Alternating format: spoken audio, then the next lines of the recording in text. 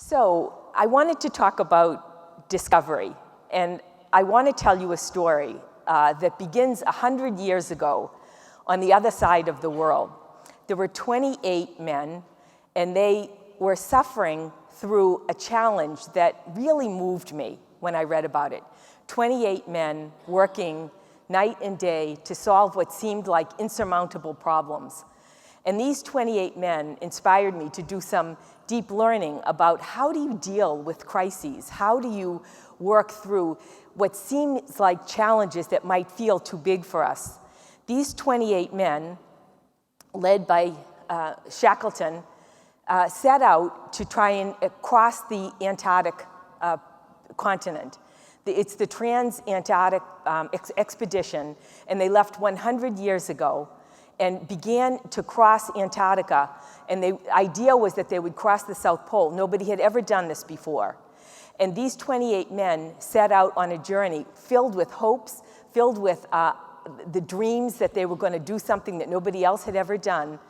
And they encountered some really serious challenges that taught me a whole lot of lessons. The first one was how tough it must have been for Ernest Shackleton to recruit this team.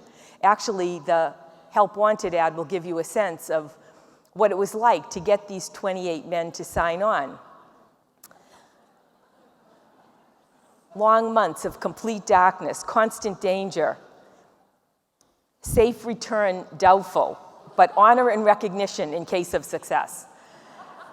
And he recruited 28 men. He actually recruited 27 men. He thought his team was 27, but there was a stowaway. Somebody who read the ad didn't get selected and stowed away on the boat.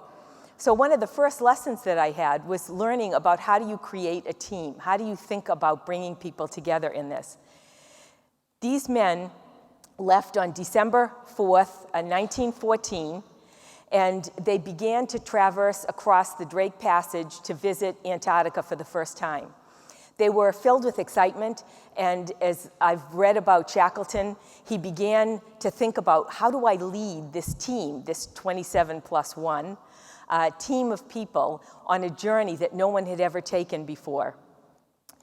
On January 19th, only a little more than a month after they left, the ship became beset in ice. And for weeks, the men had started to try and dig the ship out. And after a few weeks, they realized that they couldn't. And they figured that they would need to settle on the ice for the whole winter. And so they got out of the boat, they took what they could onto the ice, they set up some temporary housing, and began to realize that they were going to be stuck there for the entire winter. On October 27th, almost a year after they left, they watched with Shackleton as the ice that had encased their boat crushed it entirely. And they realized now that they were going to be living on the ice with only some tiny fishing boats to try and help them reach out to get help. But on August 30th, 1916, 2 years after they set out, every one of the 28 men was rescued, or should I say they saved themselves. And I was so really entranced by this story. How can you keep people together during a crisis? How can you think about challenges, and what does it take to lead in this kind of a time when the challenges are so great? And I read this story, and I've been reading books about not only Shackleton, but other leaders who faced extraordinary challenges to try and figure out what are some lessons that I could share with you today that might help us with our own challenges. But one of the most inspiring ones was this one. So I set out for Antarctica a few weeks ago to try and figure out what those stories might be. And we've been talking these past days about the leadership challenges that we all face, the aging population, the increasing burden of disease. But some of them that didn't come up so frequently yet, and I think are really critical for us to address, are really the ones that involve the workforce. I'm going to be talking about this sense of teamwork and how Shackleton got through this tragedy, and I think it's how we can really advance the technology and the evolution of healthcare by thinking in a very different way about all of us who work in it. We're looking at rapid expansion of technology, research that's proliferating at such a fast pace that it's almost impossible to keep up. It's 3,000 times faster than it was just 100 years ago. So it's why our heads spin, and it's why people say, I really am going as fast as I can, and I know I'm just not keeping up. Patient expectations about engagement, safety and flow. And I guess one of the ones that I really want to leave you with today is how do we create a global learning system? I've been so inspired by the sessions I've sat in on today, and I'm sure you have as well. Every session is, I see excellence, I see brilliance, I see somebody who solved a problem, but we haven't done it everywhere yet. So could we here begin to create a global learning system that accelerates the pace of improvement at a time when everybody says, I'm going too fast and I need to slow it down? So Shackleton left me with 3 lessons that I wanted to share. The first one is a new way to think about people. The second one is a new way to think about innovation. And the third one is about joy and resilience. That's the one that I feel the most passionate about. It's the one that I feel has actually got the greatest ability for us to take this back and make huge differences. New ways to think about people. My first message is, it isn't about you anymore. Healthcare is a team sport. It's about us. And as I think about that, healthcare as a team sport, I think about what it's like to lead a team. Because I can tell you, in all my years of graduate education, management, leadership training, nobody ever taught me how to lead a team. It's not a part of our curriculum, but it has to be from this day going forward. We can't manage the complexity without effective working teams. And I don't think we've taught leaders how to lead teams. There are multi-generational teams. There are multi-professional teams. There are diverse and inclusive teams. And then there are teams that include patients and families. And I'll just touch briefly on each one of those and help you to think about, do you feel adequately prepared? You will now, but in the past, to go back and lead in this way. The first one is multi-generational teams. Shackleton had one, and I've been exploring this and researching this now for about 6 months, and I have learned so much about multi-generational teams. First of all, we have, for the first time in history, 5 distinct generations in our same workforce. We've never dealt with that complexity before. And I've come to realize that every single one of these generations brings unique assets and knowledge, unique perspective and skills. But without leading as a team, what I'm seeing when I travel and talk to people who are feeling burnt out or feeling stressed is they tend to look at the other generations as perhaps not fulfilling what they believe is the role of the worker. We've got these 5 distinct generations, and what I hear often when I'm talking to doctors or nurses, the older ones, the more experienced ones, will say, those young people, they never stop looking at their iPads. I only talk to the top of their heads. You know, they tend to resent the fact that they're technically so competent. And the younger people look at the more experienced people, and they say, you never go home. You don't have a life. You're not balanced. And what happens without a really effective multi-generational team leadership is that people see the differences in each other instead of seeing the assets. So for me, I think what I've been doing and exploring both at IHI and in this research is thinking about how do we bring together a team of people who each have different skills, different assets, and get people to work together in a wonderful and new way so that they start to share and build on a sense of a more complete team than each person just bringing their own skills. And I think the great thing is that as we think about multi-generational workforces, it will help us to think about multi-generational patients. And when I began to explore what it's like for the young people, the iGens or the Gen Zs, the youngest people, they have a totally different perspective on what they want and need from healthcare than I do or than other generations do. Example, they say live for the moment. They don't believe in annual physicals or going to the doctor. The idea of making an appointment 6 weeks or 6 months from now and going and sitting in the waiting room and then going in for 10 minutes, no. They don't see regular checkups as a part of their life yet and maybe never will. They say, Doctor who? Like, I get my medical information very quickly in a variety of different resources. And they don't really feel like the doctor is the only expert anymore. They look at holistic health. They're much more likely to join Carol for yoga or to think about their role in eating better or exercising as a part of building health. And they say, track me and treat me. They're not worried about privacy. They expect their Fitbit to be hooked up to their electronic health record.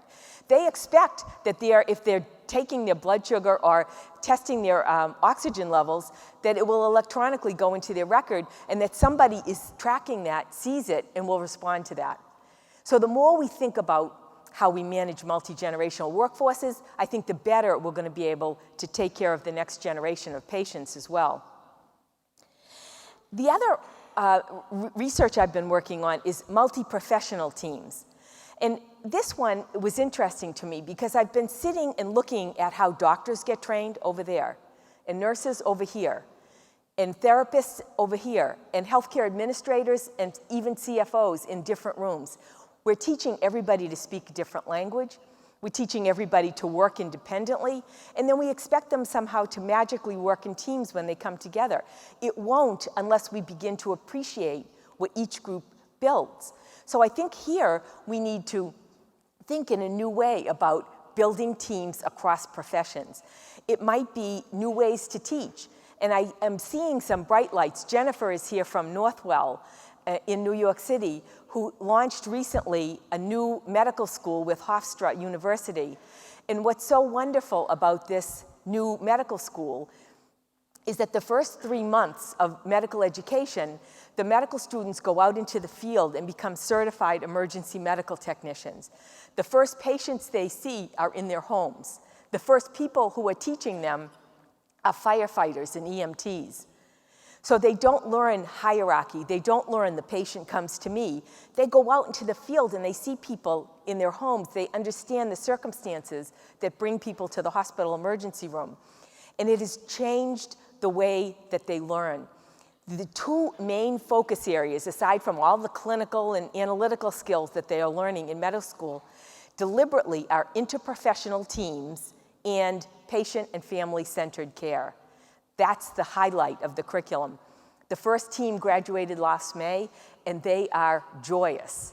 They are experiencing a different kind of workforce environment than somebody who learns, I'm the doctor, you're the nurse, and we'll figure out how to work as a team. So I'd say new ways to teach. Use the IHI Open School as a platform. When we launched the IHI Open School many years ago, the students came to us in the very first meeting and said, we will only join if it's interprofessional. They could see before we could the value of working together as a team. So it's been so much fun because every meeting I go to, every chapter meeting, every session that I sit in with, there are PhD students and medical students, pharmacists, nurses, everybody together, and they have a much brighter future because they're already learning how to work as a multi-professional team. And then this diversity and inclusion. When you go back and look at your hospital work staff and patient population, you're likely to find the diversity is staggering. We may not understand the cultural backgrounds, the language, the needs of a particular patient, or the staff. So I'm suggesting here some ways for us to think about creating more inclusion with the workforce. It could be at IHI we do cultural lunch and learns where somebody from a different country or different background will just invite everybody for lunch, and they'll talk about what their legacy is like, what their history is like, what their family is like, what they value. And then you start to see all the assets in a different culture. As opposed to creating a divide, it brings us all together. Ethnography, curiosity, asking a colleague what matters to you. I think all of these are really critical as we take up the lessons that Shackleton taught. Shackleton had a multi-generational team. His team ranged from the stowaway, who was 21, to the oldest guy, who was 57. And they were multi-professional, too. He had a college professor, and he had a fisherman. He had a photographer, and he had a carpenter. None of them had ever worked together. They all came together and Shackleton's job was to create a team. He did that by bringing them together and understanding each one as a human being, seeing the assets that they brought together, and not creating a hierarchy, but creating a way that everybody's voice could be heard. I learned so much about thinking about teamwork in studying Shackleton's team. And I think what it means is that we really need to go back and teach leaders and managers. It's not just about my style. It's not about me. It's about us. And that idea of creating effective teams is going to be critical. I talked about the need to lead teams in a different way. And I think it means something different. Many people, HR people, still hire for skills. You're a registered nurse, you've got 10 years of experience, you know how to work in an ICU. And I'm thinking that today it might be more important to hire for culture, for values, and to train for skills. We can build skills today and tomorrow. I'm going to be talking a lot about mastery and how important it is, especially to young people, that they're constantly developing and learning. Mentoring is so critical. When I talk to the Gen Ys or the iGen, the Gen Zs, about what's important to them, what they say is what's most important is that there's an open door with a senior leader who will willingly take them in when they have an idea and mentor them. It's not their direct supervisor. What's really important to them is that they come up with an idea and they're so excited about it that they can actually go up a few levels and find acceptance with their idea. You know my motto, I've been saying this for 20 years, is waste no will. And we're wasting a lot of will by not opening that door. So I think it's a new way to think about teams. It's not only hiring for IQ, intelligence quotient.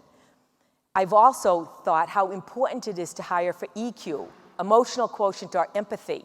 And especially if you're going to get a team to work together in a different way, they need to be empathetic. They need to be emotionally sophisticated enough to see assets in a person who looks different from them. But third, I would say, is CQ. And Shackleton hired a lot for CQ. He hired for people who were really curious. Not someone who said, I know how to do this, I've done it 100 times, but someone who'd say, is there a better way? And it's the only way they survived. It's the only way they survived, is that he had a great mixture of IQ and EQ and CQ. At IHI, we have the values right up on the wall. And when you walk into the office, if you've ever been there, I'm sure that you see what people who are applying for a job see. They walk in and they see that there are 6 people sitting in the CEO's office. Nobody has a private office. They see that none of the cubicles are high so that you can see over everyone. And some people, when they get off the elevator and they see the values, they smile and they say, I can thrive in this place. And some people get off the elevator and say, I've got hives. I couldn't work here. I need private space. But it's being very clear about the values that means that when we bring someone onto the IHI team, they're going to thrive because they see how it works and they see how we treat each other. I would also say that these are skills that I never learned when I was learning leadership and management, but seem so critical to me today. What I find in many places where burnout exists, where people are stressed, is that we've put the burden of managing staffing totally on the middle managers or on the front line. And I think we need to use data to predict and plan in totally different ways. As I've started to look over turnover rates as an example, it's just like how many airplanes are going to be late tomorrow. You can predict using weather patterns and past data to know whether your flight's going to be on time. And you can predict what kind of turnover you're going to see in your organization by month, perhaps even by week, and by title. What we do in many cases is we just wait till the turnover happens and then say to the middle manager, okay, put in a request to get this job replaced, and then it may take 6 weeks to hire somebody, and it may take 6 weeks to train somebody. And in the meantime, that middle manager is struggling to try and provide excellent care. And the staff on that unit are having to work overtime or longer hours in order to provide excellent care. We took the fact that we're ignorant about the data and put the burden on the middle manager and the frontline staff. I believe we should be using the data to predict and plan. I would say at IHI we started doing pre-hiring. We look at every spring, a certain number of young people are going to resign to go off to college. Well, we know that, so we're going to hire people in advance and train them. We might not know what desk they're going to sit at, but we've taken the burden away from the front line and the middle managers by saying we will pre-hire a certain number of people so that you never have to deal with the burden of providing excellent care with short coverage. And then the young people, as I started to study the Gen Ys and the Gen iGens, the Gen Zs, they have a different idea about life expectancy on a job. I'm old. When I first went to my first job, when I graduated, I thought that I was picking the hospital that I would work at for life. I thought, okay, I'm going to go to this hospital. I might get another job or I might get promoted, but I was picking my career for life. It didn't end up that way. But the young people are very different. Ask them, do you know how long it is before a young person, a Gen Z, who's just started a new job, how long it is before they start thinking about their next move? What do you think? 31 days. I was expecting 31 years at the same place. 31 days. And I've come to understand that it's a good thing. Magnus Soderstrom from here in Sweden taught me. He said these young people, they are their own improvement projects. So they'll take a job and they'll learn and they'll build on their skills. And then when they're accomplished, then they're ready to go. And so my nieces and my nephews will call me. They'll say, Auntie Mo, it's been 1 year. I did my job. What should I do next? That's how they think. They think it's time to move. So I came to appreciate that people will move. And rather than be resentful because they didn't stay for 31 years, I started to celebrate it. We started at IHI an alumni network. So we said to anybody who's worked at IHI for the past 10 years, you can come to the forum for free. We'll send you out newsletters so that you keep up with everything that's going on. And what you find is that a certain number of them are going to boomerang. And boomerang hiring is the second most effective way to hire a new staff member. The only more effective way is to hire a recommendation from your highest functioning employee. Boomerang hiring is beautiful. They go out, they experience other places, they build new skills, and when they come back, first you know that this person is going to fit in, and they know that they're going to find joy in their job. It's least expensive and most effective hiring process. So think about alumni networks and boomerang hires. And the new thing now in the United States is called returnships. And they're using returnships for women who've been out of the workforce for 5 or 10 years as they've been raising their family, and they feel a little insecure about coming back into a job because they've been out for a while. So a returnship is a 10-week paid experience where they come in and they get caught up on their work. They get caught up on the skills and all the technical things that have changed since they left. Returnship people are extremely loyal, dedicated, effective. And so these kind of ways to think about creating multi-professional, multi-generational teams are going to require new ways to think about people that I never learned before. But I think every one of us now can go back and create better and stronger teams. And then there's the idea about getting patients and families on teams. And I'm not talking here about the kind of symbolic thing where you invite a patient and a family member to be on a committee. I'm talking about how do we really engage patients and families on the team co-producing their own health. And you might remember a few years ago, Jen Rogers, in the upper left picture, was a nurse from York Hills Hospital in Glasgow, and she was sitting in the audience just like you are. And I said, one way to engage patients is to not only say, what's the matter, but also say, what matters to you? And Jen went back, and she did some plan, do, study, act cycles. She took a piece of construction paper, and the next patient who was admitted, a pediatric patient at York Hills, she said, I'm going to give you this piece of construction paper and a little art kit. And she said, put your first name and your age, and you write on this paper, you draw a picture, what matters to you. And what she found was profound. She learned things about patients that she was taking care of that she had never known before. And it spread from one patient to another, and now every patient at York Hills has a What Matters to You picture on the door. Frequently, I'll get pictures of them. It's now spreading, it's spreading to kids in London. Jen Rogers' friend, Geraldine Marsh, took it to the geriatric unit on the other side of Glasgow. And she started asking people what matters to you. The stories I'm telling you will change you. Ask the question. I remember Geraldine telling me about this woman named Barbara who had kept getting readmitted to the hospital, 78 years old, because she was falling at home. And she was lying in bed, very quiet, feeling, I think, somewhat depressed about her medical condition. And the doctors diagnosed her with depression, and they were ready to prescribe antidepressant medications. And when they came in and looked at her, they were thinking, she needs to be admitted to a nursing home. She can't take care of herself anymore. And one of the nurses on Geraldine's team said to her, Barbara, what matters to you? Tell me who you are. Tell me about you. And she started drawing it on the door. It turns out Barbara lived in Brazil for 42 years. She speaks fluent Portuguese. She flew planes in World War II for the Women's Air Force. And she was honored by the Queen of England with an MBE. And when they put that up on the door, everything changed. People started coming in and sitting down next to her and saying, what was it like to fly in World War II? What was it like to meet the Queen? All of a sudden, Barbara had meaning in her life again because she was a whole person. And Barbara's now home taking care of herself, not on any medication. The poster up on the right-hand side is from a nurse from Brazil.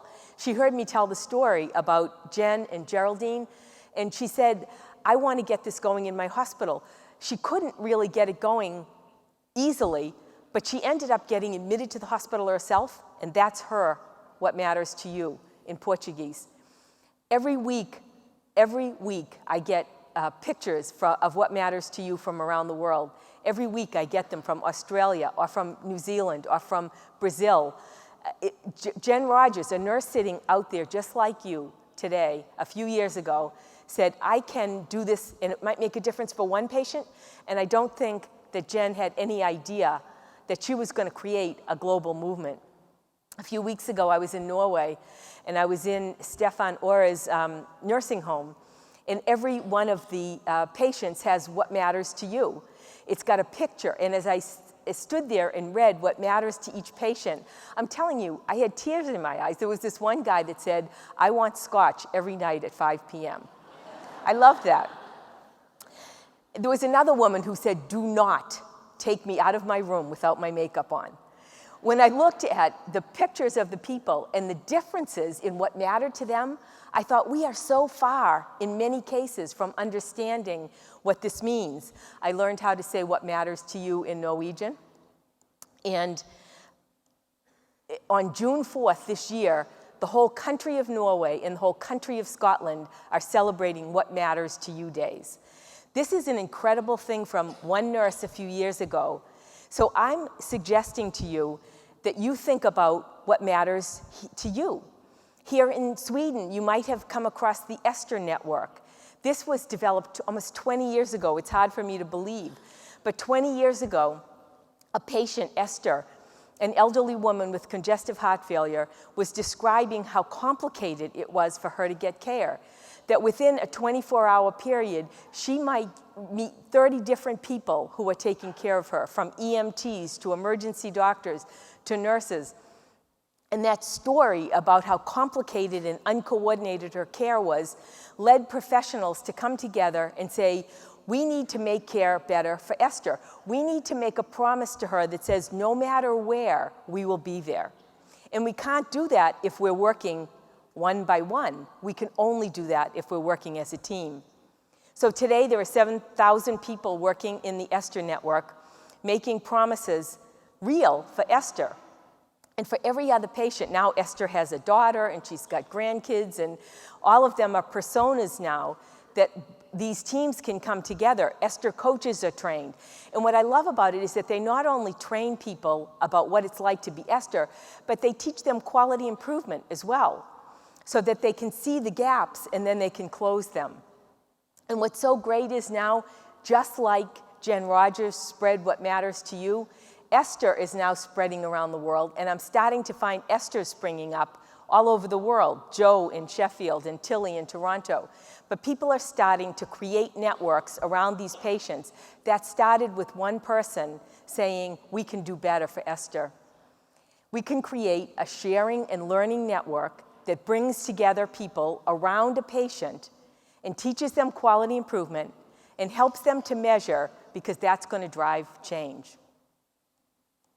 So my first challenge to you is this. It's reach out and learn about the people on your team. Rather than grumble that this young person comes in late every day and is staring at her cell phone as she walks in the door, sit down and say what matters to you. When you focus on seeing the assets in your team, the generational gap will close, the professional gap will close, the diversity gap will close, and you'll have an effective team that will allow you not only to ask what matters to you to a team member, but to be really effective in asking what matters to you to the next patient. You'll hear stories like Barbara, like Kendra, stories from around the world, and it will change the way that you look at your patients. You will not only see the assets in your team, but you're going to see the assets in your patients as well. The second of Shackleton's lesson was about thinking in innovative ways. When you think about what Shackleton was facing, as he watched his boat crush, he had thought he was going to be on the boat with 27 people for 6 months. Now he has 28 people, and it's going to be 2 years. He doesn't have enough food, he doesn't have enough supplies, they don't have enough clothes, they have nothing. Innovation is the only thing that helped them. And reading about how he inspired his team to innovate was great. I mean, they had guys who took nails off of the crushed ship and put them in the bottom of their boots, and they made cleats. They created sleds when they were up too high in altitude. They were every day coming together to innovate and to inspire each other. And we need to do the same thing. If we look outside of the industry as an example, one example I brought was Airbnb. I don't know how many of you have stayed in an Airbnb. Anybody? Oh, yeah. Do you see this? This is amazing.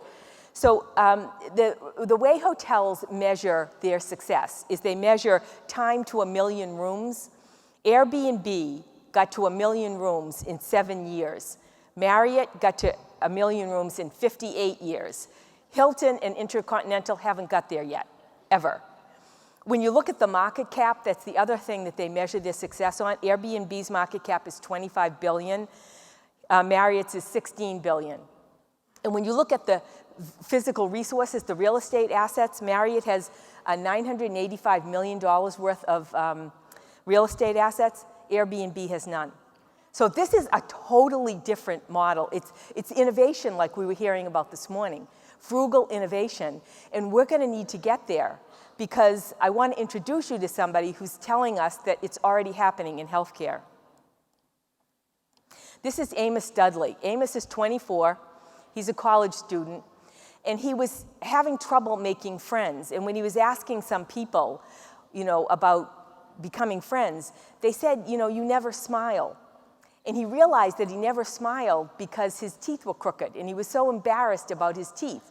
So he thought, well, if I want to make friends, I'm going to need to get my teeth straightened. So he went to the dentist, and he asked the dentist for braces. And the dentist said, yes, of course I'll make you braces. That will be $8,000, please. And Amos couldn't afford $8,000. So he went back to college, where he is, and he Googled an orthodontic textbook. And he read it, and he figured out how long it would take for you each week to move your teeth to get them straight. And then he went to the 3D printer at his college, and he made his own braces. He's on brace 12 now. His teeth are perfectly straight, as you can see, and it cost him $60. So I would say that that was a frugal innovation. So now all his friends at school are saying, I know, isn't it amazing? Now all his friends at school are saying, Amos, can you make me braces? And what's the orthodontic response is, you'll be sued for malpractice, you know? And he said, I don't think so. For $60, I'm not really worried. So I love the article he wrote was how I open sourced my face. You know, he went on to Google and knowledge is there. So what I'm suggesting is that it's time for us to think about how you build your own innovation infrastructure, because the old ways of having someone go to an office, wait for an appointment, wait in the waiting room, and see someone for 10 minutes, those days are gone quickly. I want to show you a quick video that shows how technology can support people and how we might think in a very different way about supporting people with chronic diseases. You might remember that in the past I've told you that the average person with a chronic disease spends 5,000 waking hours in a year taking care of themselves. We might interact with them for 2 15-minute visits. So is our job to optimize the 5,000 hours or the 2 15-minute visits? And I want to show you an example from England where they're optimizing the 5,000 hours. So we'll run the video.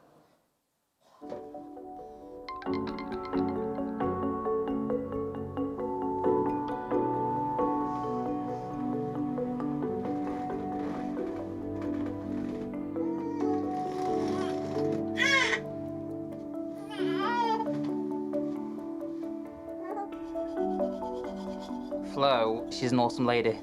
She is like my second mum.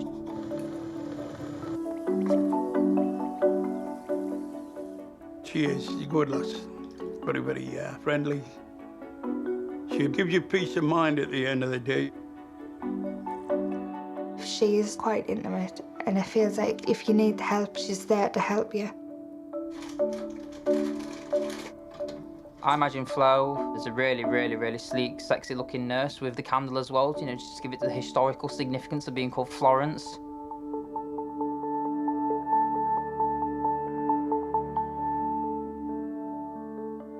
I was diagnosed with diabetes at 16 years of age. I was very, very upset. It just wasn't the sort of life that I really planned on. I ended up in hospital a lot and being in intensive care as well. If it goes beyond the intensive care stage, they can shut you down basically. Then it can lead to death. I kind of lost all hope and faith in absolutely everything. I felt like I lost all my independence. My practice nurse down at my surgery said to me, right, we'll try a last ditch attempt, and it was Flo. My hospital admissions went down from 48 to just under 12, and that was in the first year of using Flo, so she has made me feel a lot more in control of my diabetes. And my nurse can also contact me via Flo just to make sure everything's going well. I've got asbestosis through the shipyards. When we were working in the engine room, you could see the actual dust flying around there on a sunny day. The asbestos, that's what's made my health as bad as it is. My lung capacity is down to less than 40%. I've got a set program. At 9 o'clock, I get a text off Flo to take me measurements. I weigh myself, I take the blood pressure, and then I take my oxygen. Then I text them, and within about a minute, I get a text back from Flo. If there's anything out of the parameters, and the matron will contact me, and if I felt under the weather, should have somebody come straight away. He was 2 weeks overdue, and there was loads of complications in his birth. I had to have an emergency section, and the cord was wrapped around his neck. And I couldn't feed him for like a few days. I was trying. I don't know if it was because of the trauma or because we didn't get skin on skin or anything like that, and it was like really stressful. And then he had a tongue tie and he couldn't latch on. It wasn't how I imagined it. It was meant to be like the best thing ever, and it was like really like traumatic.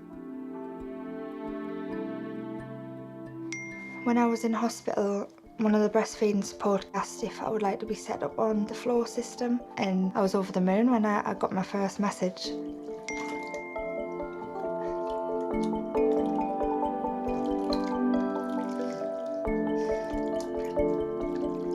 With a bit of perseverance, he latched on, and I couldn't believe it. I was crying, I was that happy. We're flying now, and he's massive, so.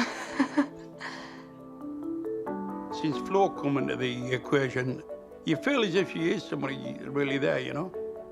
If she can change my life, she can change anyone's life. Now I feel like an expert on breastfeeding, and it's all because of Flo and the support that I've had.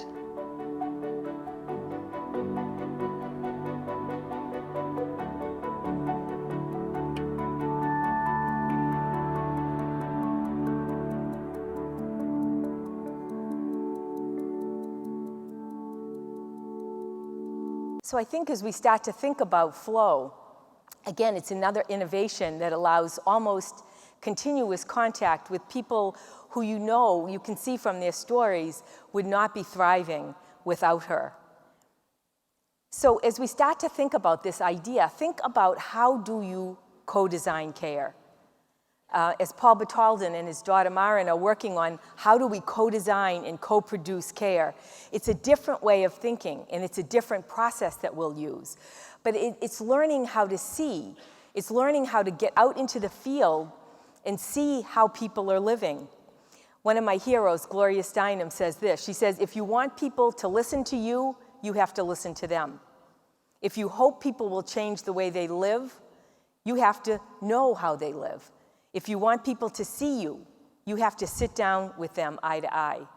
And that means, I think, that we need to go out into the field. We need to figure out how Alf with the asbestos or the mother breastfeeding, what is it like for them? Because otherwise we'll never know how to co-design and co-produce health. I love this quote from Thoreau, who says, it's not what you look at that matters, it's what you see. And a lot of people are so busy right now that they're not seeing. So your homework when you go back is to think, how are you seeing the assets in your patients? How are you using those ideas to innovate? Here in Sweden, even back in 2012 at the national level, co-creation and co-production have been kind of a core of the system. And we're starting to see this now as the way that people think. And when you do that and you listen to our speakers this morning, what you'll see is that radical redesign and frugal innovation are going to probably end up being departments at hospitals, because we really need to build in a structure that says we recognize and we honor the fact that we need new ideas if we're going to co-produce and co-design. You saw Patrick in the video, but Patrick is a wonderful example of this. Patrick started as a dialysis patient in 2009. In 2009, people were giving care to Patrick. They were doing dialysis for Patrick. In 2010, Patrick started co-producing his own health in doing his own dialysis. And in 2012, Patrick was hired as an employee at Rehov so that he's now teaching other patients. And you might have met Aya, a physical therapist in a wheelchair who's doing rehab teaching. And what you see is when the patients come and they're coming in for rehab the first time and they're in a wheelchair for the first time, and they look at Aya and they think, he works here, he's thriving. They see, I can be just like him. This is a new idea of innovation and co-production in care that I think will really help us to change when we see the patients as assets and employees in the system. And when I was in Norway recently, I went to visit Jalla. Jalla is a 70-year-old man who last May had a massive stroke. He was paralyzed on one side, and he had cognitive and vocal challenges. He couldn't speak. What happened was he began going through a process that many of you will be familiar with. He went through a process in the hospital where rather than just put him from acute care in the ICU to the med-surg unit to the nursing therapy unit or rehab unit, there's a multi-team assessment called reablement. And since I came back from Norway, I have asked people all over the United States, from Massachusetts to California, have you ever heard of reablement? And nobody has. Reablement, an interprofessional team that comes together, and the first question they ask is, what matters to you? What's your goal, Jalla? And Jalla said, I want to go back and live in my own apartment. So I had the great pleasure of going with Jalla to his apartment, and I learned a lot about myself, because Yala and I were walking down the hallway, and he started, when we got to his apartment door, fumbling for his key. And I said, Yala, here, I'll open the door for you. And the reablement team said, back off. And then when we got into his apartment, I said, Yala, can I make you some coffee? And he said, no, I'll make you some coffee. And I realized that my natural inclination is to take care of people, and then I'm not reabling them. So I realized, and the reablement team was very quick to tell me that some people thrive in reablement and some don't. I have a feeling I might not be successful over there. But Yala taught me so much. He said, no, let me do it. Let me back off. And sitting with him in his apartment and having him make coffee and sitting with him was such a joy. Having him tell me about his daughter coming to visit last week and how she was just overcome to see him in his own apartment, living independently. And I said to him, Yala, what matters to you now? And he said, I want to be able to go outside. So that's his new goal, and he's going to do it by this spring. Singapore recently, I was in a KTP hospital, and I said, what are you proudest of? And they brought me up to a dementia unit, serious patients with dementia, and they pointed to this sign, 861 restraint-free days. More than 2 years without any patient in this dementia unit being restrained. And I said, that is quite remarkable. I've never seen another unit like that. Tell me, how did you do it? So they brought me here. Do you know where I am?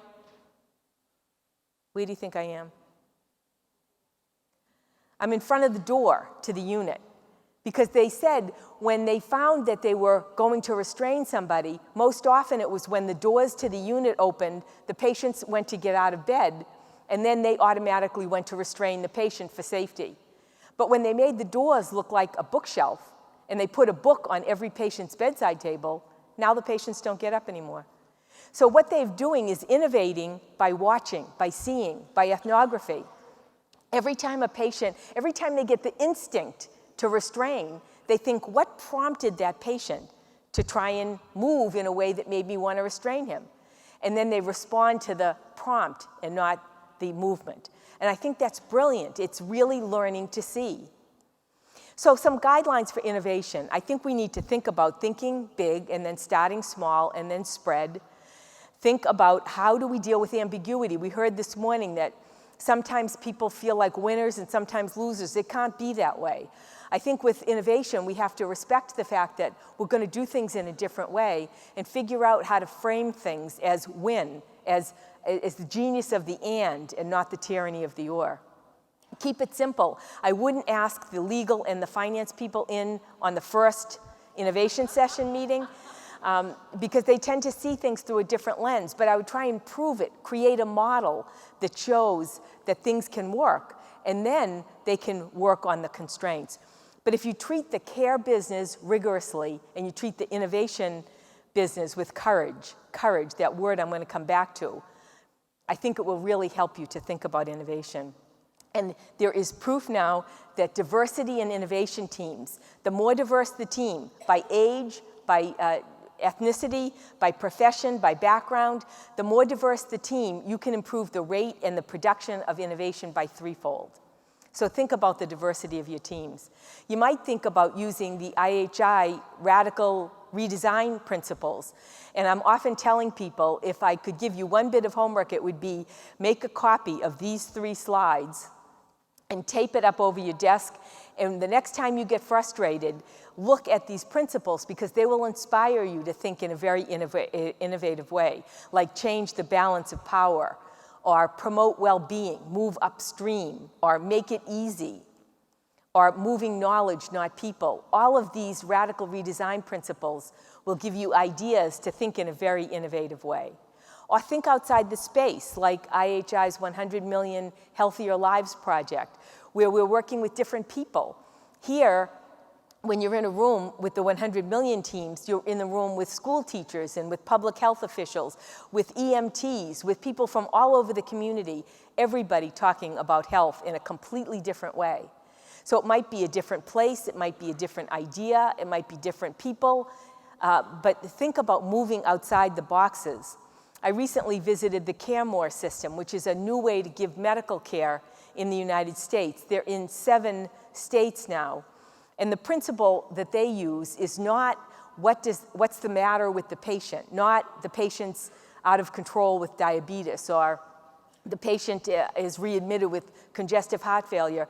This motto that they use is whatever it takes.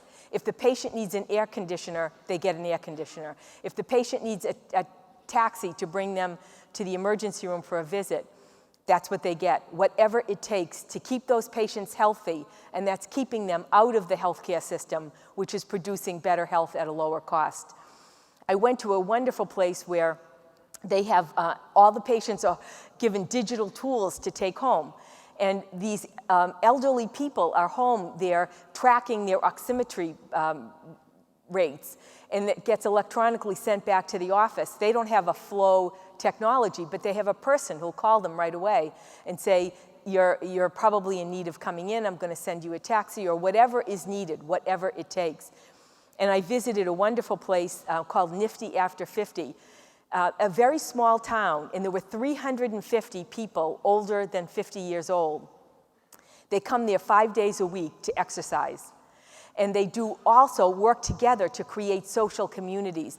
There are pictures all over, like the picture on the wall, a poster of a woman who loved to play tennis when she's young, and now there's the picture of her now that she's 80. A picture of a young man playing golf, and now a picture of him in his mid-70s playing golf. So it says, we recognize you're a whole person, you bring assets, and we want to honor those.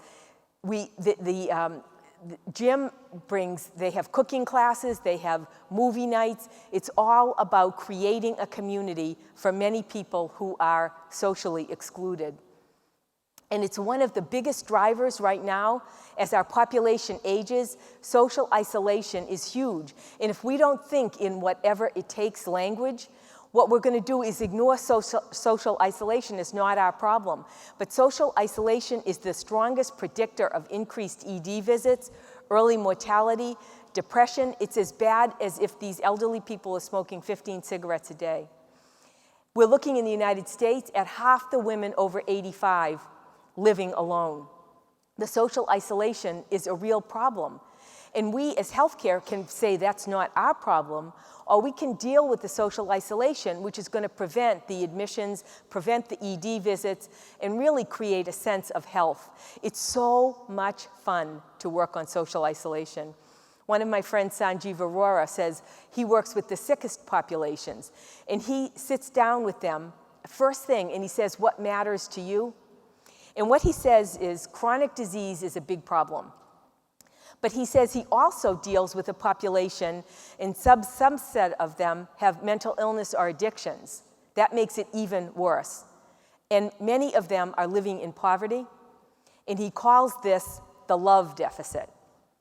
He said when people end up suffering from those 3 things together, they often find themselves socially isolated, alone, and it exacerbates all of the medical illnesses. So he calls it the love deficit. And he says, really, if we can figure out how to create social connection, like Nifty After 50, we can close that love deficit and provide health at a much lower cost than providing procedures. You might have seen this wonderful example in Jersey, in England. They call it Think Outside the Mailbox.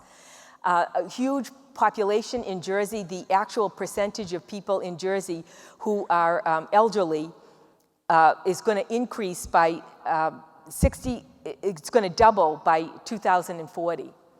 And as the people the caregivers in Jersey were looking at that figure, they were thinking about social isolation. They were thinking that they don't have the capacity to deal with the way that we traditionally take care of people who are over 65 who have chronic disease. So they said, what assets do we have in the community? And they thought the mailmen. The mailmen go to everybody's house every single day. And so they said, rather than having the mailman go up and stick the mail in the slot and then turn around and leave, let's train the mailmen to have an interaction with the people.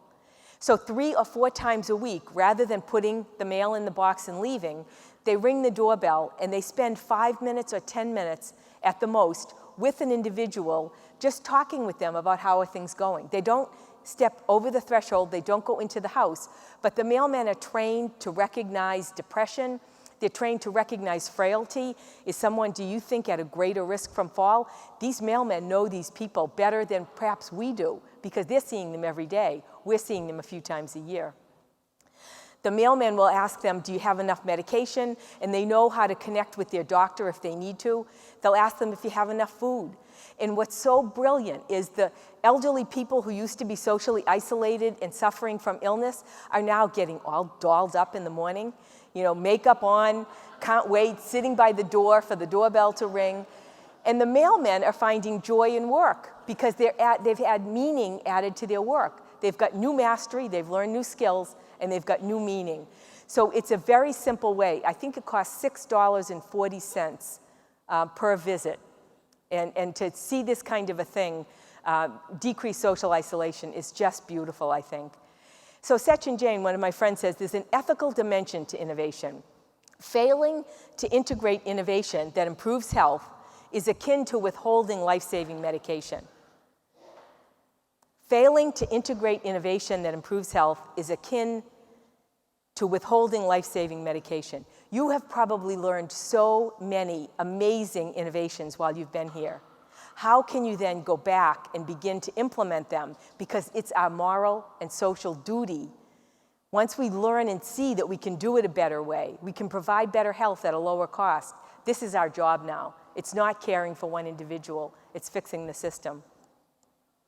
So the lessons I'll leave you for innovation are these. Build the best and most diverse innovation teams.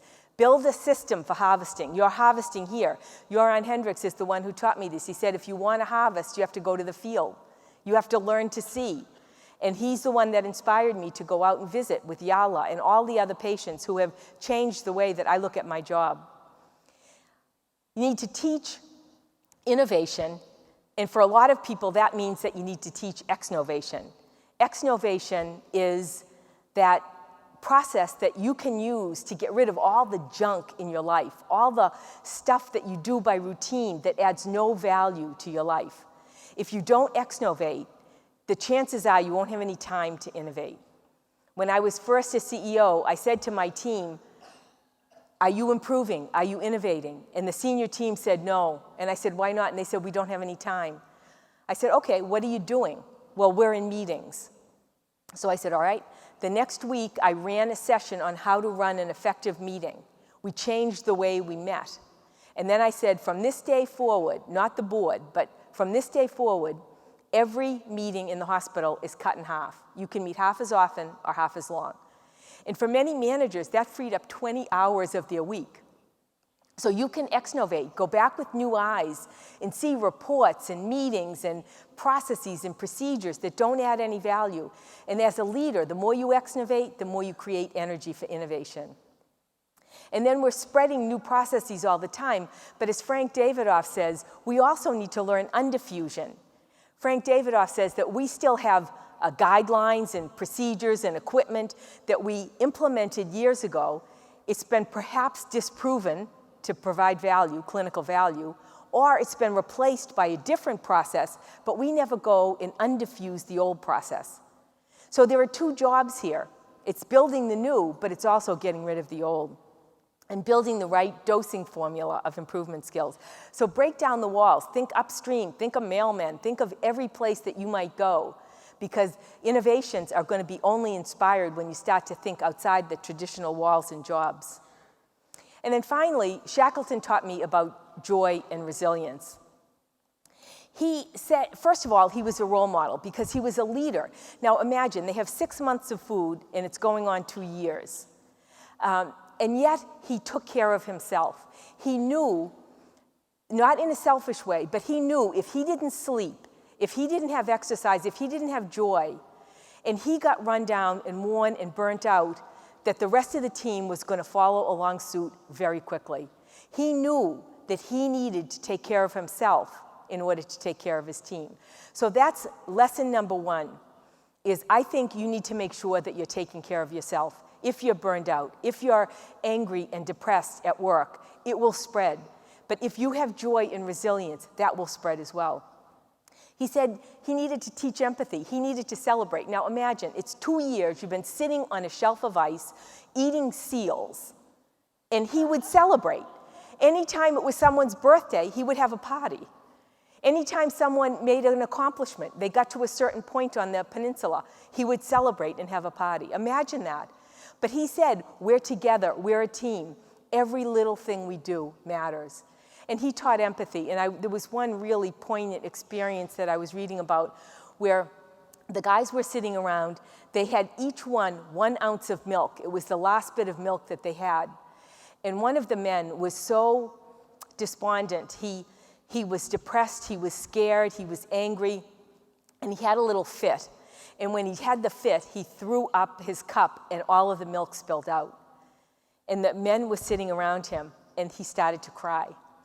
And I remember saying, how would Shackleton handle this? But it wasn't Shackleton, it was one of the men sitting around in the circle, and he reached out and he poured a few drops of his milk into the empty cup. And then each man did that. And one by one, they recalibrated the very small amount of milk, but he restored a sense of team and empathy to that team that allowed them to make it all the way to the end.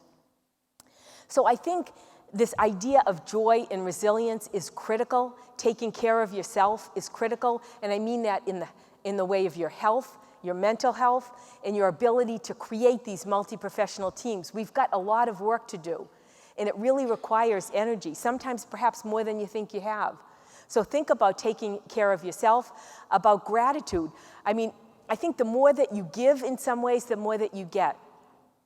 Little tiny things, like if you send a postcard home from Sweden that says, I know I'm away at a meeting, but I love you and I miss you. When that person gets the postcard, it's going to change the way they feel about you, and it's going to change the way you feel. Every day, if you do one little thing for someone else, it will give you back the strength and the resilience that you need in order to continue to give to patients. Remember, you can't give what you don't have. And so we really need to make sure that we keep it in ourselves so that we have the resilience and the empathy that we can give to others. So joy, as I look through the workforce, means these 3 things. It means mastery. Everybody wants to learn new things.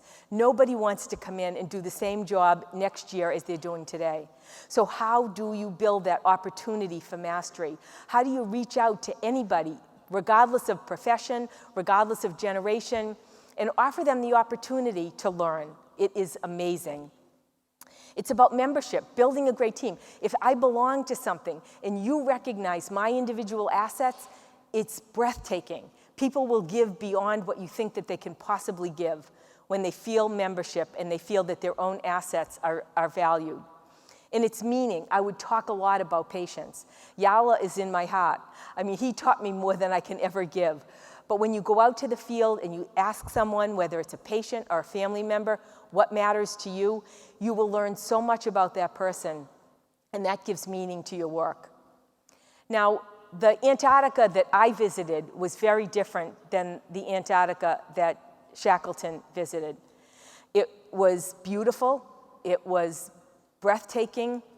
I saw ice floes that were bigger than city blocks.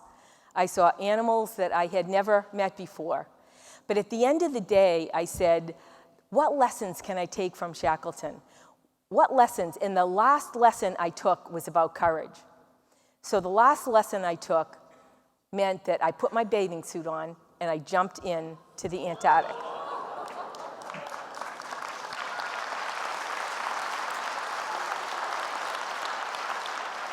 And then, of course, my whole family had to come in after me. It was really cold. I was breaking ice. But what it said to me is that it takes courage and that you need to jump. So my advice to you to go back is to take care of yourselves, to build new, wonderful teams, to find joy and meaning in the work of your patients, and take the plunge. Thank you all very much.